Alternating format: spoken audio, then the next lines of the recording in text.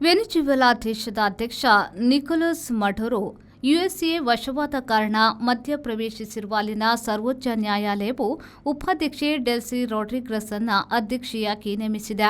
ಕಾರ್ಯಾಂಗವು ವಿಫಲವಾದಾಗ ಹಾಗೂ ತುರ್ತು ಪರಿಸ್ಥಿತಿ ಕಾಲದಲ್ಲಿ ಸರ್ವೋಚ್ಚ ನ್ಯಾಯಾಲಯಕ್ಕೆ ಮಧ್ಯಪ್ರವೇಶಿಸಲು ವೆನಿಜುವೆಲಾದ ನಿಯಮ ಅವಕಾಶ ಮಾಡಿಕೊಡುತ್ತದೆ.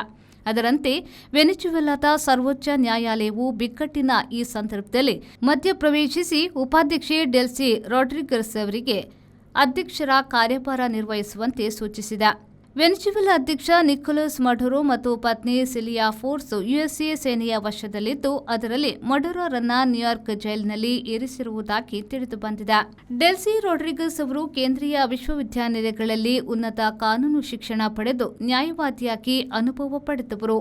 ಹ್ಯೂಗೋ ಜಾವೇದ್ ಎಡವಾದಿ ಚಾವಿಸ್ಮೋ ಚಳವಳಿಯಲ್ಲಿ ಆರಂಭದಿಂದಲೂ ಇದ್ದವರು. ವಿದೇಶಾಂಗ ಸಚಿವೆ ಮೊದಲಾದ ಸರ್ಕಾರಿ ಹುದ್ದೆ ನಿರ್ವಹಿಸಿರುವ ಡೆಲ್ಸಿ ಅವರು ಮಡುರೋ ಸರ್ಕಾರದಲ್ಲಿ ಉಪಾಧ್ಯಕ್ಷೆಯಾಗಿದ್ದರು. ವೆನಿಜುವೆಲಾ ರಾಷ್ಟ್ರೀಯ ಅಸೆಂಬ್ಲಿಯ ಅಧ್ಯಕ್ಷ ಜಾರ್ಜ್ ರೊಡ್ರಿಗಸ್ ಸಹೋದರಿಯಾಗಿರುವ ಡೆಲ್ಸಿ ಅವರು ದೇಶದ ಹಣಕಾಸು ಮತ್ತು ಪೆಟ್ರೋಲಿಯಂ ಉತ್ಪನ್ನಗಳ ಉಸ್ತುವಾರಿಯನ್ನು ಹೊಂದಿದ್ರು. ವೆನಿಜುವೆಲಾ ರಾಜಧಾನಿ ಮೇಲೆ ಯುಎಸ್ಎ ದಾಳಿ ಬಳಿಕ ವಿದ್ಯುತ್, ನೀರು ಸರಬರಾಜು ಸರಿಯಿಲ್ಲ. ಜೊತೆಗೆ ಆಹಾರ ಮಳಿಗೆ, ಬಹುವಸ್ತು ಮಳಿಗೆಗಳಿಗೆಲ್ಲ ಮುಚ್ಚಿ ತೊಂದರೆ ಆಗಿರುವುದಾಗಿ ಅಲ್ಲಿರುವ ಭಾರತೀಯರು ಹತಾಶೆ ವ್ಯಕ್ತಪಡಿಸುತ್ತಾರೆ.